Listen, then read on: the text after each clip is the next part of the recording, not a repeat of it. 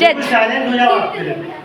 यदि सबसे पहली तो कमी आप लोगों में एक ये नोट कर रहा हूँ मैं कि टीचर्स बोल रहे हैं और आप लोग अपनी बातें भी कर रहे हैं, तो सबसे बड़ी तो ये कमी को दूर करना है आप लोगों को, क्योंकि जब तक हम सही सुनेंगे नहीं तब तक हम कोई भी चीज़ अच्छे से ग्रहण कर ही नहीं सकते, है ना।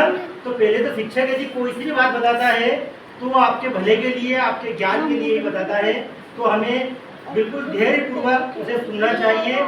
उसके बाद यदि कोई डाउट हो तो फिर खड़े होकर के आपको उसको क्लियर करना चाहिए, उसके पहले बीच में नहीं बोलना चाहिए। मैं पहले भी बता चुका हूँ और अब फिर बता रहा हूँ, कोई भी शिक्षक जब पढ़ाता है तो आप बीच बीच में बात बोलते हो, उनका टोकते हो, तो ये गलत है, क्योंकि आप लोगों को पहले पूरा टॉपिक को समझो, फिर जो डाउट्स लग रहे हैं उन डाउट्स को बाद में खड़े होकर आप क्लियर करवा सकते हो, है ना। तो इससे क्या रहता है, शिक्षक की जो लय होती है पढ़ाने की, बातचीत करने की, उसमें थोड़ा डिस्टर्ब नहीं हो। तो आप लोग क्या कर रहे हो कि बात कर रहे हो, शिक्षक इधर बोल रहे हैं तो उनको बोलने में मतलब समझाने में दिक्कत आती है। सबसे पहले बात करेंगे हम आज शिक्षक दिवस के अवसर पर, क्योंकि आज 5 सितंबर है और आप सभी लोगों को मालूम है, इसीलिए आप लोगों ने शिक्षक दिवस सेलिब्रेट करने का फंक्शन मनाया। तो शिक्षक दिवस जो है टीचर्स डे, ये 5 सितंबर को ही क्यों मनाते हैं?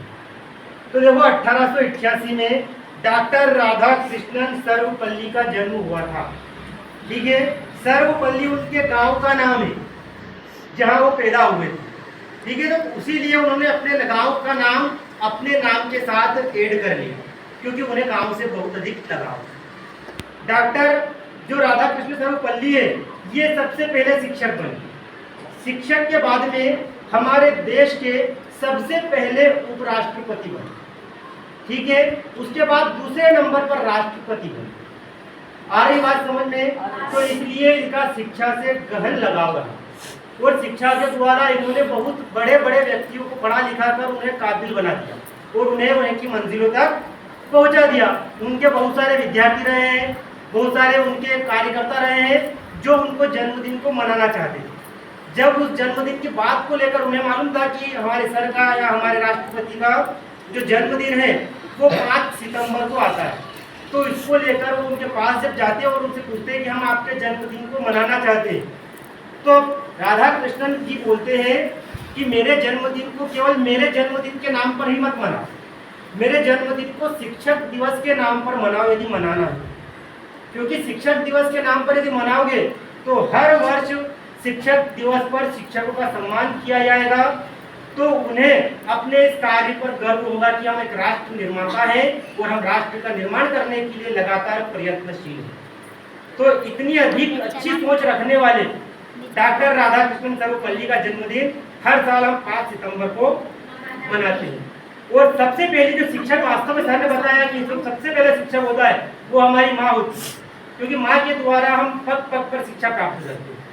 खाना पीना, बोलना चालना, हम मातृभाषा वहीं से सीखना प्रारंभ कर देते हैं। गुरु का मतलब ये नहीं होता है कि जो आपको पढ़ाए वही केवल आपका गुरु, जिससे आपको शिक्षा मिल रही हो, जो आपको जानकारी नहीं हो और जिसने आपको कुछ बताया हो, वो सारे आपके लिए एक गुरु के बराबर है, गुरु ही मानो, क्योंकि उन्हें बताया है। आप राह भटक जाते हो, किसी से राह पूछ लेते हो कि ये रास्ता कहाँ जाना है, वो आपको सही दिशा बता देता है, तो वो भी आपका गुरु है। तो जो सही दिशा बता रहा है वो सारे गुरु हैं, उन्हें गुरु का दर्जा देना चाहिए। आ रही बात समझ में यहाँ तक? अब डाउट क्लियर हो गया शिक्षक दिवस क्यों मनाते हैं। और आप सभी लोगों का भी मैं धन्यवाद देना चाहता हूँ, कोटि कोटि आभार व्यक्त करना चाहता हूँ कि छोटे छोटे नन्हे मुन्ने ने भी इसमें उत्सुकता दिखाई और शिक्षक दिवस की तैयारियाँ करी, इसलिए आप सभी लोगों को धन्यवाद। इस शिक्षा पर हमें याद रखना है कि शिक्षा जो होती है इसे हमें लगातार सीखने रहते रहना चाहिए। यदि हमने बीच में सीखना बंद कर दिया तो ये हमारी मूर्खता है, क्योंकि सीखने की कोई उम्र नहीं होती।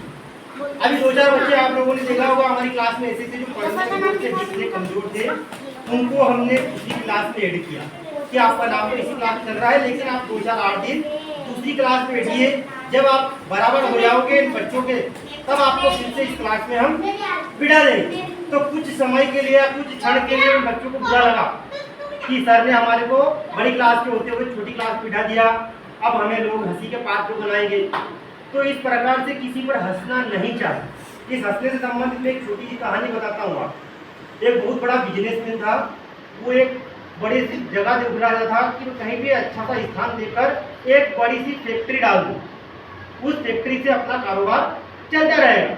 वो जब गांव के लिए रवाना होता है अच्छे स्थान के लिए, तो देखता है कि ये बहुत बढ़िया गांव है, पर बीच में एक नदी पड़ रही। अब वो नदी पार करके यदि आए तो सीधे जाने में नाव के द्वारा उसको 20 से 25 मिनट मात्र लगे। वहाँ पर नाव भी रखी है, और अगर वह उसकी गाड़ी से ही आता है 4 व्हीलर से, तो उसको कम से कम 8 से 10 घंटा उस नदी को क्रॉस करने में लग जाए, क्योंकि नदी का पूरा राउंड चक्कर लगाकर जाना पड़ेगा। तो इसलिए उसने सोचा कि समय की बचत हो जाएगी, क्यों ना नाव से ही सफर किया है। तो वह पास में जो नाव थी वह उस नाव में बैठ जाता है। बैठने के बाद नाव कुछ आगे चलती है, फिर वह उस जो नाव चलाने वाला होता है उससे बातचीत में लग जाता है और कहता है कि आपको नहीं पता है आपकी नाव में कौन बैठा है। वह नाव चलाने वाला बेचारा नाविक जो होता है वो भाव होकर होता है कि हाँ मुझे जानकारी नहीं है, मैं तो दिन रात यहीं नाव चलाता हूँ, मुझे क्या जानकारी कि आप, क्योंकि मेरे फोटो हर दूसरे तीसरे दिन अखबार वगैरह में आते रहते हैं, आप पढ़ते लिखते नहीं हो क्या। तो फिर उसने बोला कि साहब मैं तो पढ़ा लिखा ही नहीं हूँ। तो फिर वो बिजनेसमैन जो है उस बात पर बहुत हंसता है कि क्या तेरी जिंदगी है यार, तेरे को पढ़ना लिखना ही नहीं आता है। तो वो बेचारा नाव चलाने वाला थोड़ा सा उदासीन हो जाता है, भावुक हो जाता है कि क्या मेरी इंसल्ट हो रही है। फिर थोड़ा सा वो आगे बढ़ता है, बातचीत भी आगे बढ़ती है। फिर आगे वो कहता है कि देखिए जगह दिख रही है, सारी जगह मैंने सिलेक्ट कर ली है, और इसी जगह में बहुत बड़ा सा एक मिनरल वाटर वाली फैक्ट्री खोलने वाला। फिर उसको पल्ले नहीं पड़ती साला मिनरल वाटर क्या है। फिर कहता है कि साहब आप जो बोल रहे हैं मुझे तो कुछ पल्ले नहीं पड़ रहा। अरे फिर कहता है कि आप कभी शहर गए हो, वहां पर पानी की बोतलें देखी है, तो बोतलें बनाने वाली कंपनी खोलूंगा मैं यहाँ।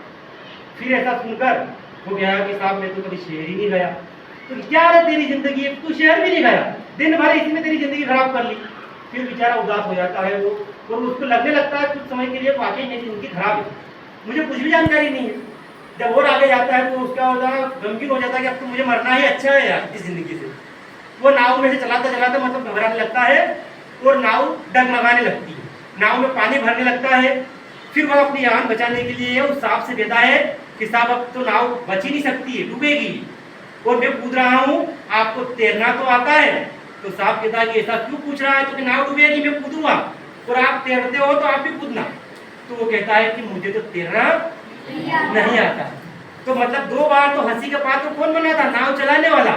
जब तीसरी बार बात आती है नाव डूबने की, तो कौन जीतता है, नाव चलाने वाला, जिसको कुछ भी ज्ञान नहीं है। तो मतलब हर व्यक्ति में कुछ ना कुछ ज्ञान होता है, बस जब समय आता है तब वो बाहर निकल कर आता है, अन्यथा वो अंदर रहता है। फिर वो नाव चलाने वाला कहता है कि साहब मैं आपकी तरह नहीं हूँ, मैं केवल तैरना ही नहीं जानता हूँ, डूबने वाले को निकालना भी जानता हूँ। आप मेरे साथ कूदिए, मैं आपको भी सही सलामत आपकी मंजिल तक पहुँचा दूँगा। और वो वास्तव में सही सलामत उसको मंजिल तक पहुँचा देता। तो ये सब क्या है, शिक्षा के महत्व। हर कदम कदम पर हमें शिक्षा मिलती है, ठीक है। इसी के साथ एक बार फिर शिक्षक दिवस की